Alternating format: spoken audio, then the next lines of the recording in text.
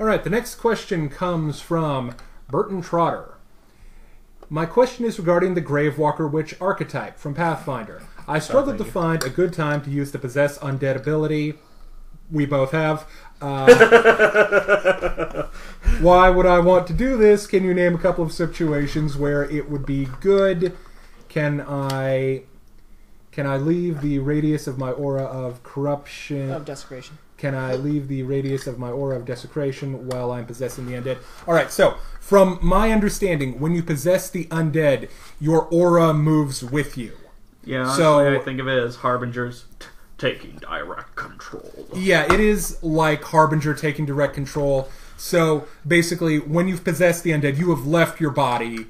It works like the magic jar spell, and your body is vulnerable. This is one of the scary things and the difficult things about when to use this ability. And just use my imagination, you know, if there was like a really big like undead dinosaur or something, yeah, I'd possess the hell out of that. But if you have a DM who's willing to let you try and you're like creative, you can do things like using the Daywalker ability to make an undead appear to be a living person and then possessing that and moving around unseen if, you know, you have the leeway to work with that. But as for the Gravewalker Witch, like any witch, it can be a little dicey on just how well this thing is going to work. I feel like it'll be awesome when it does work, D12. Oh, man. You got problems, and undead is definitely one of them. 99 problems, and undead is certainly one of them. It's like the first 50, at least.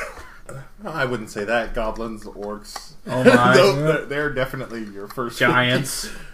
I don't know about the giants. As far as your aura of desecration, you'd have to look at the ruling on the aura. Because most auras deactivate when you're no longer concentrating on them. Well, it's a constant effect, though. It's always around you. So, I think when you take over the undead, it does move with you. Yeah. Well, that, like I said, you'd have to really look at it. Yeah, you'd have to look really hard at rules as written and get the final say from your DM, because it's ultimately up to him. Yep. Good situations to use the Possess ability would be a single undead that's powerful, and then you get to roll your might against theirs and see what happens. Can you possess a lich? Technically, no, because it has the intelligence. It gets... I think it gets a bonus to its save to you trying to possess it. And they're really strong. I think how you're supposed to use it is actually a lot really similar to how Harbinger uses it, where you're using your undead and you're jumping from body to body. Oh, yeah. That's, I think, how it's intended to be used. Just attempting to seize control of wandering undead isn't really a good use for it. No, it's but definitely being able to direct them more efficiently. Yeah, being able to direct them efficiently and being able to cast your spells through one of your undead minions while your body is safe elsewhere. That's really good. Yeah, I think what it's that's meant what they for. were trying to get you to do with it, especially with the witch as a whole. You just look at what the witch class brings to the table, and then you go, okay, now I'm a Gravewalker Witch, which means I'm designed to do my powers, my specialty, but instead of being in my shell, which is okay, I'm in this which is undead vulnerable. Something bad could happen. I'd rather just be in this undead. Yeah. Can you cast your spells while possessing Yes. them? Yeah, you that's totally. what we were Yeah, you just can. saying. Oh, cool. Read the next question, would you? Our next question comes from Thomas Wojcik. I probably butchered that name too. There's a reason why D6 is making me say these ones. What do you think about the coup de grace mechanic? Do you think it's evil for a DM to use it against a player? And what about the players one-shotting the big bad guy? I believe it makes certain situations more realistic, killing sleeping guards, but can also be abused, like casting sleep in coup de grace-ing someone and getting the kill. Okay. I've been DMing recently, and we actually did have coup de grace situation. a coup de grace situation with involving paralysis and ghouls and all sorts of wonderful things. And as a DM, I had to make a quick decision whether or not to go with it or not. And I decided to allow it to happen, and luckily our character didn't die. But it's in the game for a reason, and I think it makes everyone super stressed, and suddenly everyone has to go to save that person, and it totally makes the dynamic of the fight similar to these nauseated and other conditions. Certain enemies are built to use this condition. And as such, you have to realize that the coup de grace mechanic was put in there for two basic reasons. One, for the PCs to use, and one to be used against the PCs. Yeah. The one for the PCs to use is primarily we have to get through this entire enemy encampment without being noticed. That guy is blocking our path. If we move him, he'll wake. We gotta kill him. Oh, yeah. But, sometimes, your players will stun lock your boss and coup de grime. Isn't that right? Yeah. I have no idea what you're talking about. Or sometimes your characters will just be that awesome with that one arrow and just one-shot your boss, That's a little bit different. That's just the dice. Sometimes you just, as a DM, you just can't win. 320s are always a problem. And also, one-shotting is the blessing and curse to one-shot. You could always plan for these epic encounters where these awesome powers are going to go against one another. But you have to realize the dice are random. And as such, that 3 nat 20 rule is put in there so that way something epic will happen because of some random act of chaos between your dice and the table or the surface you roll on. And that character dies. Now, the great thing about that is you can be mad about it and grumpy. But what a way to go.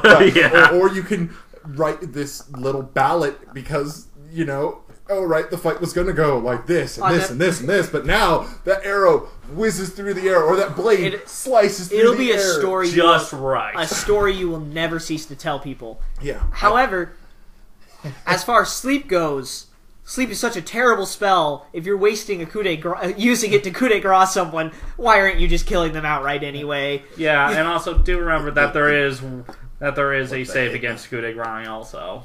Well, there's a save against coup de grace.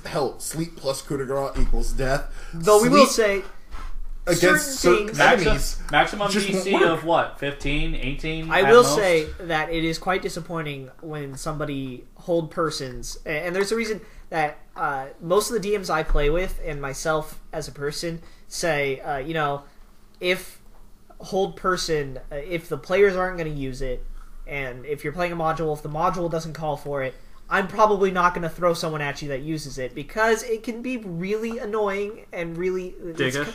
It's kind of just, that's it, you're done. Yeah. You're stuck. And same with the controls. You are now under the DM's control. You have to really pick your battles. If you want that to happen, you have to make sure, one, that the party likes the person you've just done and that is to. Willing to, and willing to work for it, because if they don't... That is something. It can be really fun with the stress that I'm talking about, but it only happens when the party is willing to save someone. Yeah. If they don't want them... Or if they're not in the position to save them, if you've isolated them to the point where it's not going to happen, anything that one hits, regardless of what kind of condition it is, can be incredibly frustrating because there's just no way for the party to save that person. Oh yeah, playing module recently, walked into a room, looked out a window, decided I was on fire, wasn't on fire, jumped out the window, took a shit ton of damage, almost rolled off the roof to my death, but got lucky. 20 d6 of damage isn't that much. 20 d6 for a level 5 is a bit much. But as a DM, it's good to remember that certain control effects really are unfair, like Dominate Person or Dominate Monster, that can last for days. Yeah, it's really frustrating. And unless you're willing to make it okay, that's the last encounter of the day, and we just get to have some bad comedy of this character just trying to execute on the monster's final orders, then, please don't throw that at the beginning. Yeah, never had that problem, huh, D12? I'm not sure what you guys are talking about. Always have a secondary solution, whether the players know it or not. Mm-hmm. If you have a way for them to solve the problem, even if they themselves don't know it, you're better off than if you threw it in there or it happened and you're going, well... Shit. That's it. Yeah, they can't handle it. They can't handle it. No, every time, if I'm going to do it to someone, every time I have a alternate means and then the basic means of them solving that problem. And especially when it comes to things like coup de grace, you got the alternate means of dealing with it, which is the person wakes up. Now they can't be coup de grace because they are now aware. Or something happens where they are no longer in a helpless state, whether that be an alarm going off, someone else saving them. You know, there's Or always you could a just rule solution. sleep is not a helpless situation, apparently. No, sleep is helpless. Yeah. I will say that things like Hold Person and Coup de Grace can make pieces that are essentially supposed to be cutscenes actual cutscenes. Like, while still feeling like there's some random... like, the main bad guy walks up and Coup de Grace the king. Roll your damage, roll the save. Like, as long as the guy's not seeing that, it doesn't matter what the roll was. But it makes it feel like you could have stopped it. Yeah. Because it wasn't a cutscene. There was rolls involved. So, there are uses for it. Oh, yeah, definitely. But like every answer we've given so far, it matters on the situation. Alright, so our next question is from Kanate44. That's Nate. Yeah, but it has a K in front of it, so it's Yeah, Kanate. it's Nate. It's okay, it's Kanate. We have trouble with names. I love names. They're great, especially when you mispronounce the oddest word. Anyways, how do you run healers in Pathfinder? That's a great question and easy to answer, but here's where things get tricky. Typically, I find that there isn't really an effective way to play a class tank or healer roles in Pathfinder, which isn't great for me growing up with it, but hard on newcomers who will only play video games. Usually I end up just giving players wands of cure light or moderate wounds and let them heal up post battle, but I can be difficult to try to roll for those key UMD moments where the wizard is down and he's the only one who brought Fire to slay the troll! To slay the troll, oh god. Additionally, I guess I'd like to hear your opinion on trying to recruit and engage with newcomers to the game, either with RPing or with complex mechanical build bits. Alright. Since Pathfinder especially can be daunting with all the rules lasting more of a personal preference question. But what's your opinion on 4, 5, etc.? Okay. Well, I want to say first off, if you knew trolls were a possibility and the wizard's the only one who has something to deal with it, your party has done something wrong.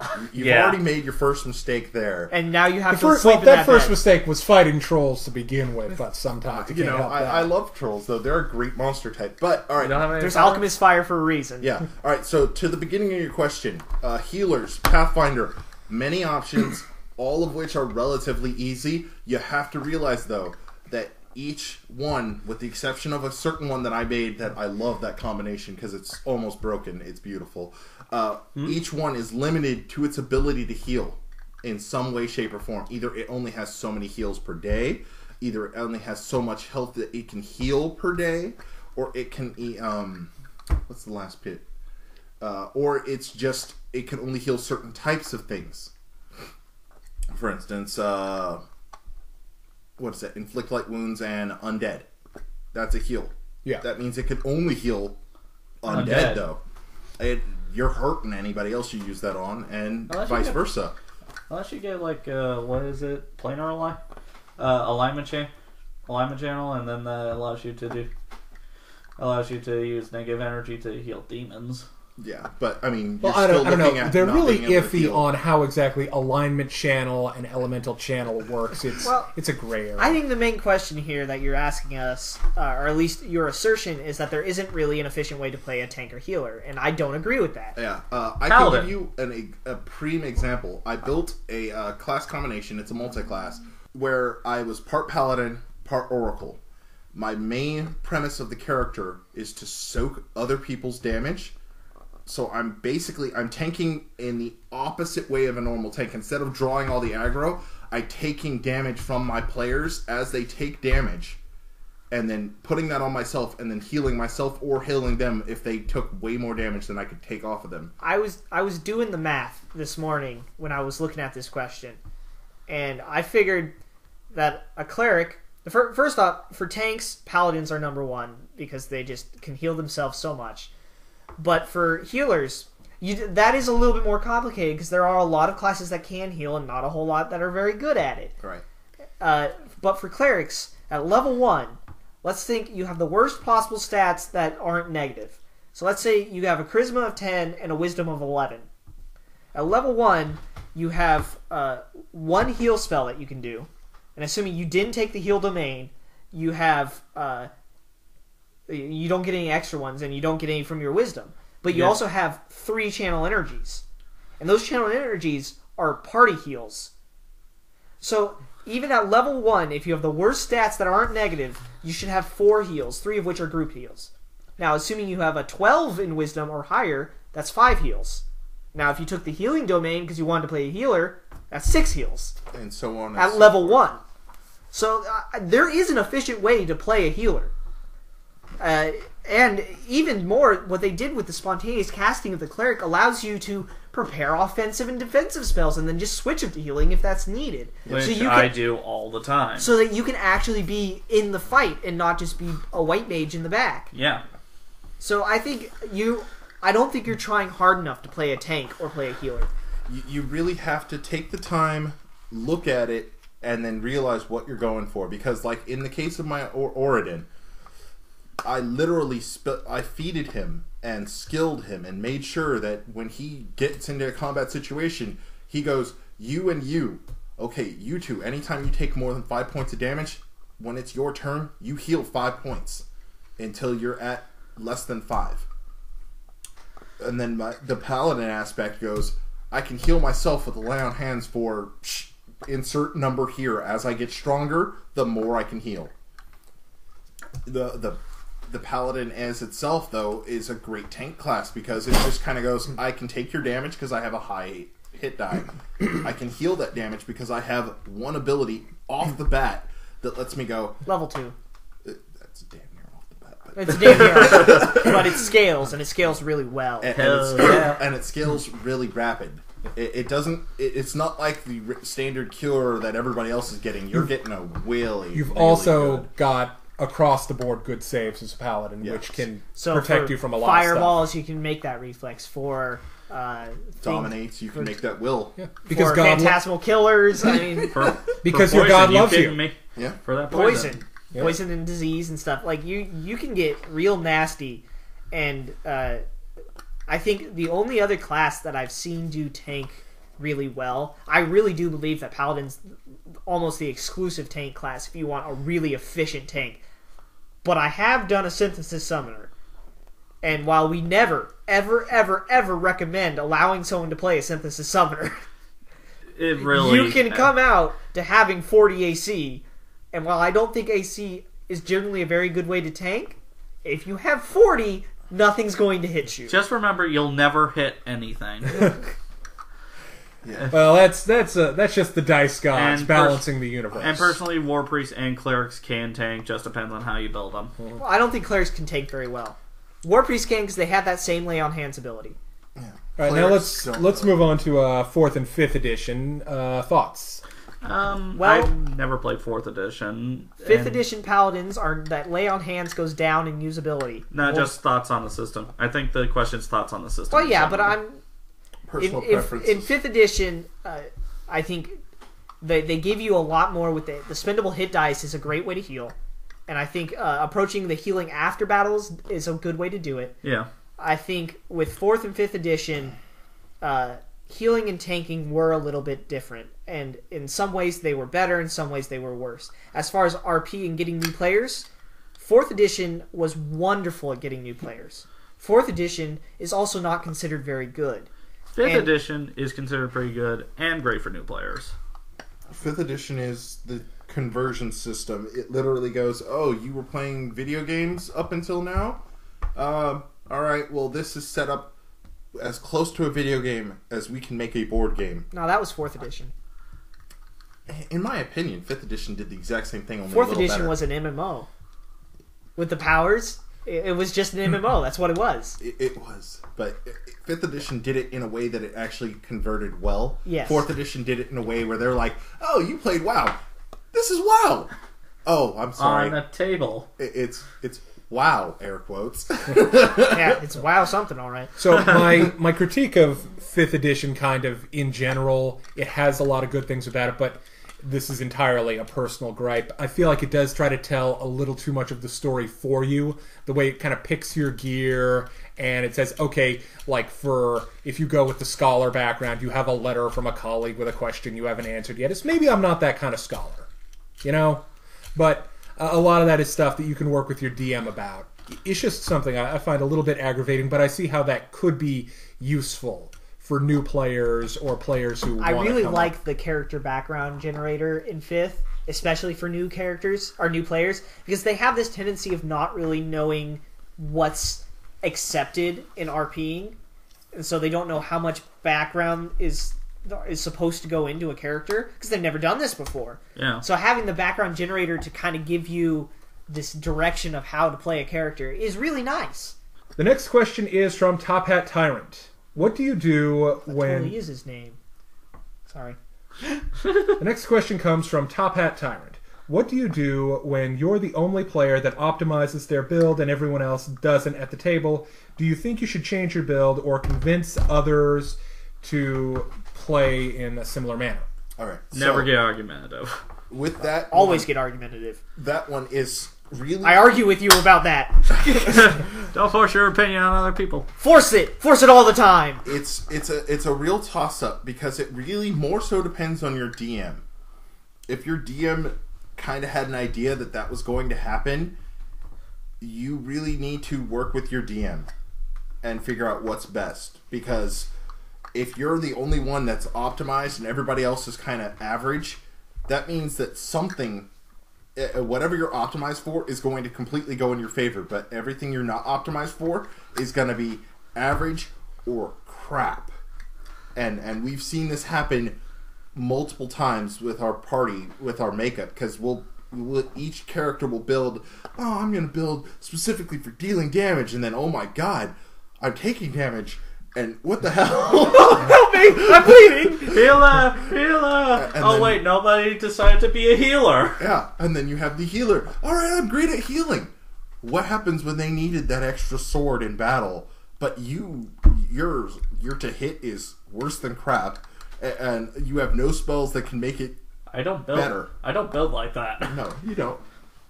But it's one of those things where, with that one, you really... If you don't talk to your DM, which is one of the few things that you have to do from once you've decided you're going to play the game to the moment where you're about to sit down for that first session, if you have not been in communication with your DM and you find out, oh crap, I'm the only one who's optimized and I'm built specifically for this, everyone else is going to be, we're built for insert, party hat, but you're built for... I have a sword.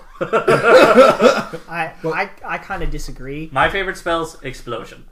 Well, I don't necessarily disagree. I do think you should work with your DM, but I believe in optimizing. I think everyone should optimize. I think your party should be good at what it does, and if it's not good, then why are you playing? I'm also an argumentative person, and so I would personally try to convince them by showing them how much better I am than them, that they should, optimize their characters more. More often than not, he'll come off as a dick. Well, that's true. That is, the problem of it.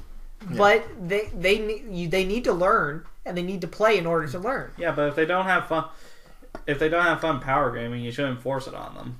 Well, I'm not saying that you should. I'm just saying they should know that it's possible for you to be really good at what you're trying to do. Yeah. But as far as should you make other people change? So far, every time I've seen a character that wasn't optimized, the character was not very good. Yeah. So, this is kind of my opinion on it.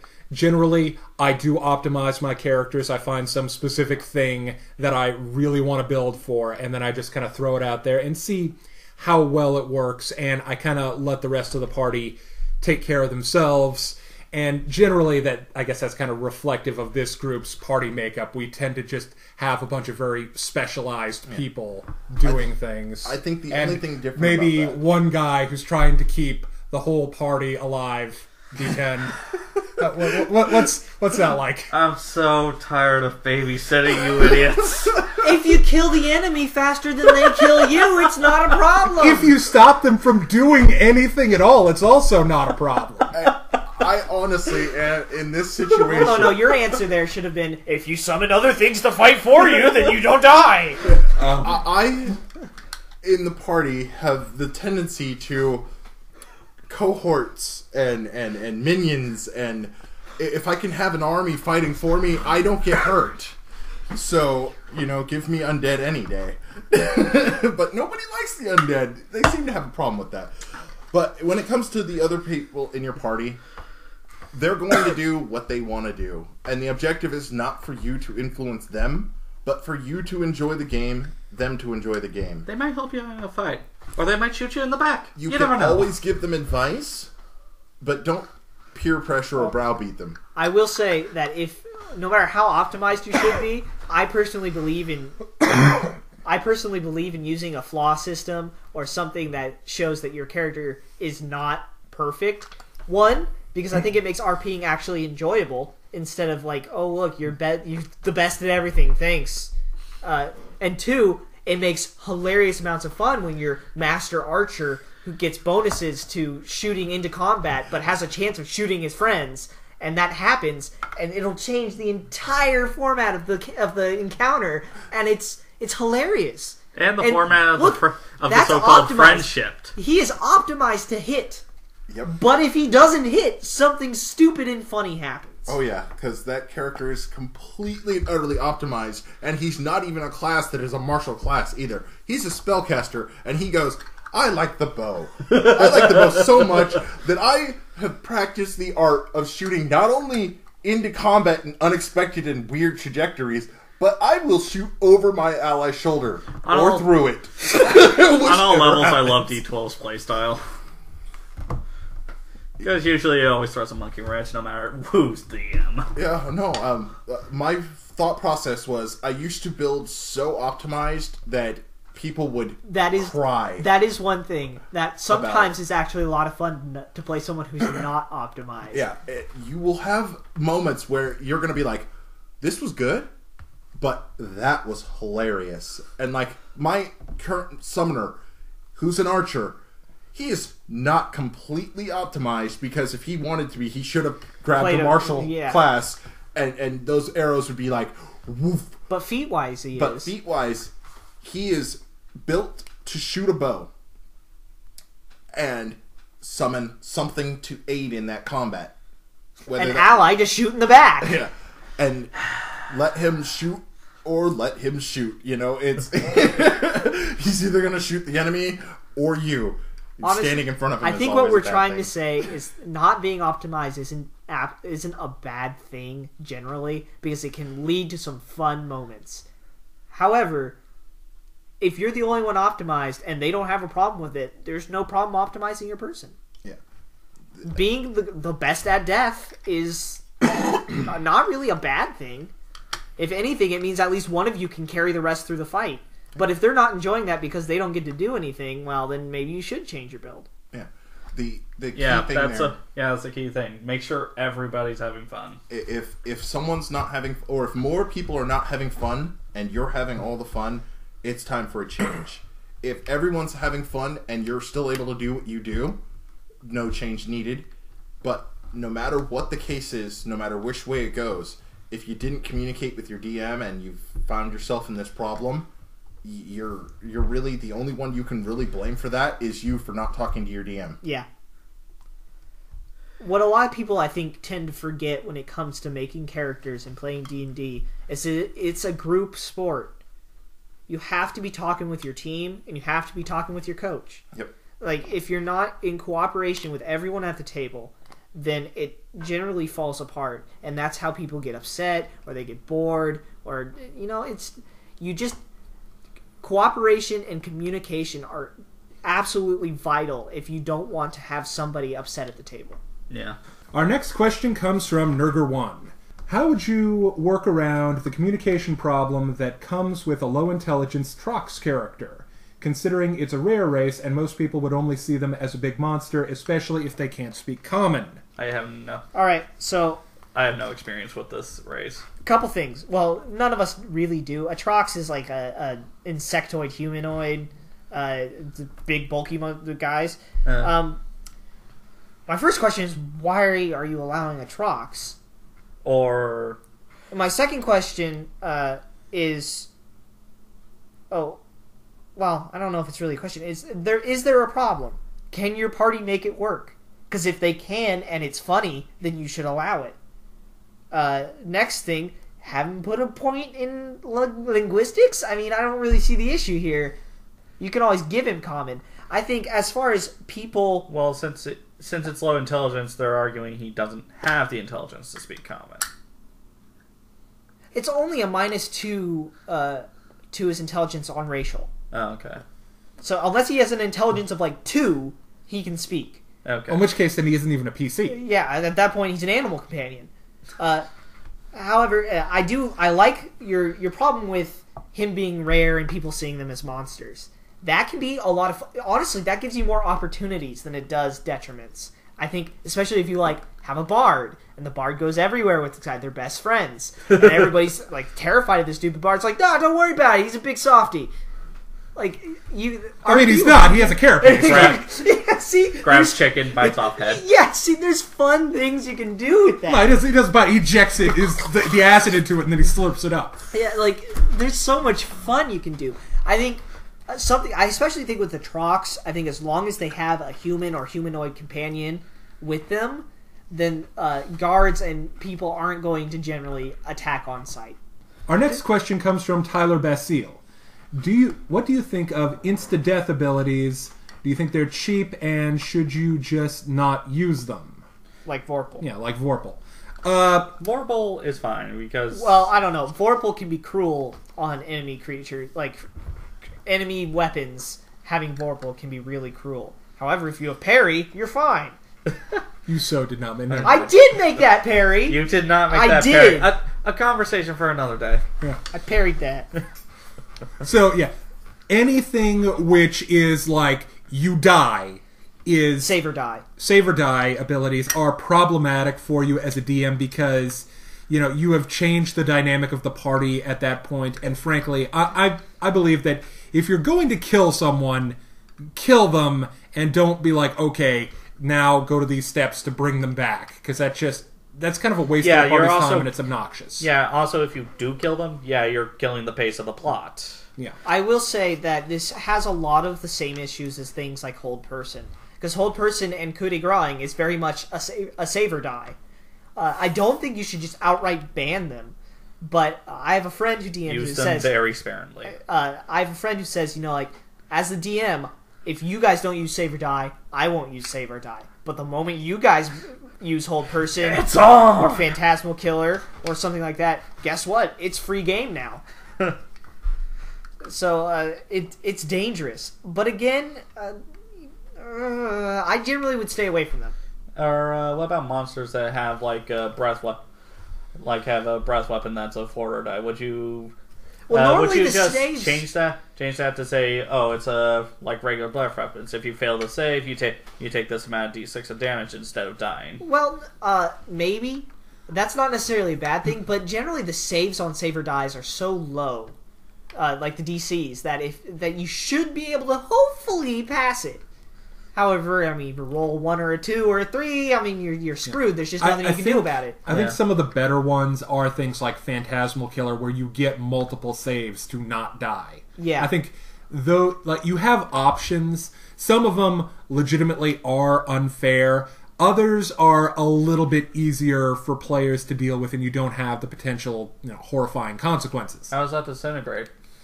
You can survive that. Yeah, you can survive. Really? Yeah, you have the potential to survive it. I didn't have the HP for it. Okay. But hey, I got to be an undead vampire demon, so that was cool. Our next question comes from Connor Franks. Paizo has said Unchained classes should work with old archetypes. I have run into problems with the Summoner Broodmaster.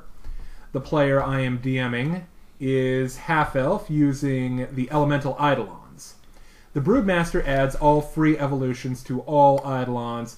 He has only 2 right now. With the Unchained, that's a lot. And they are based on Summoner level, not the hit die of the Eidolon. Would it be unrealistic for me to, as GM, to make him use the old Summoner? If so, what do you think I should do? Going old Summoner will not help things. In fact, it'll make it worse. I'm not so sure about that, but I don't think you should. I don't think you should move him. And these are my thinkings on the matter. The way I see it, yes, they get a lot of base elemental. First off, I'd make them be the same elemental, or at least not opposing forces, because the opposing forces won't work together. Second, I would probably make him use the same form, the same base form for all of them. So all bipeds, all serpentine, or all quadruped. That way he doesn't get to combo their different thingies. And I don't think it's that big of an issue.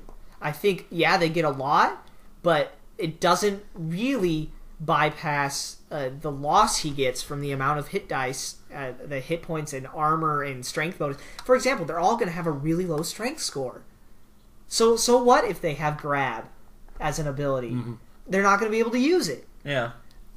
Now, I will say that Paizo specifically says in the Master Summoner and the Broodmaster that these should only be used by the most experienced of players, because it slows down the game and new players get very confused, and it's even medium experienced players, it's too slow. So you really have to allow a person that really knows what he's doing in order to play this class. So I don't think your issue really is the element, or is the evolutions. Yeah, okay. Because I don't think changing the summoner will really help either way. I honestly think that you won't have a problem when you see it in combat. However, you may have played with him already, and I haven't. Yeah. So if you see an issue, there might be one. I would say that it'll level off as he gets higher leveled, where they just will end up being completely useless to him. He will get more of them, but a lot of a useless thing is... still useless. Yes. Alright, so our final question comes from Lonk, L-O-N-K. He has a level 10 bard, and he's trying to make Captain Tomfoolery. Well, first you need Deflect Blame. That Deflect Blame is great. 5th great. level spell, which is your 10th level, so you can have it. Yep. I didn't get this one. Yeah, I don't really know what you're going for. It just came in. I imagine it's just you just want to do stupid stuff. In which case, Bard's the way to go. Yeah, bards really are great for stupid you stuff. You should prestige into Pathfinder Chronicler. Pathfinder Chronicler, so you could just pull random stuff out of your bag. Yeah, they have a great ability. I forget exactly what it's called, but it's literally the power of stuff, where you have 100 gold worth of stuff. Whatever you need. So it's like, oh, hey, we need a wand of reduced person. Hang on, I have that. Well, I don't know, that's a little too expensive. That's true. But you need a rope. Well, I have a rope. You need a second rope. Well, I have a second rope. I need a rope, I still have one.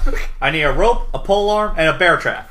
Yeah, you get to be MacGyver. Yeah. And, you need a frog that can sing the national anthem. Hang on, I got one of those. Exactly. You can do so many stupid things with that prestige class, and that's why I love it.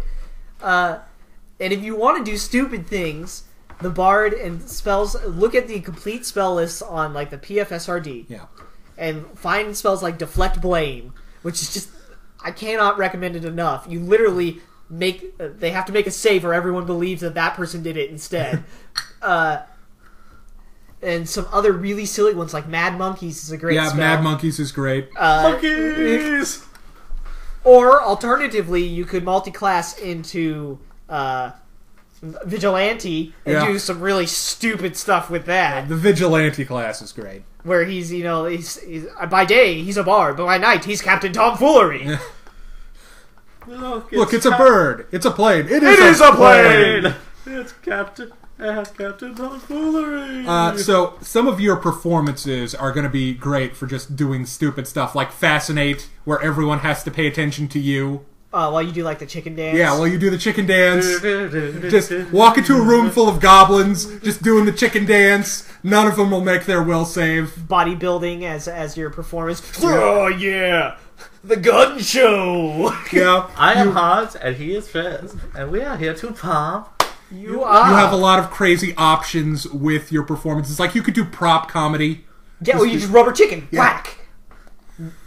Or then you could get the. There's the enchantment that makes a weapon look like something else, right? Yeah, that's true. Glamour. So get a mace. Get a glamoured mace. And make it look like a rubber chicken. Yep. Also, the illusion abilities are great, like Silent Image, or any of the images. that let you basically craft whatever you want. It's Somebody's like pants fall down and you make it Honestly- look like he has a tiny penis. Honestly, the best use of silent image is in the first Thor movie where Loki uses it to trick a frost giant to go off a cliff. yeah, will you ever not fall for that? Well, he's falling off a cliff, so I imagine no. Or at least once he hits the bottom, maybe. Well, he uses it on Thor a lot too. I think you have a great concept, friend. I think you should look at all of the archetypes to see if there's not something stupid enough to be worth doing. I think you should go into Pathfinder Chronicler for the power of stuff. I think you should take stupid spells like Deflect Blame.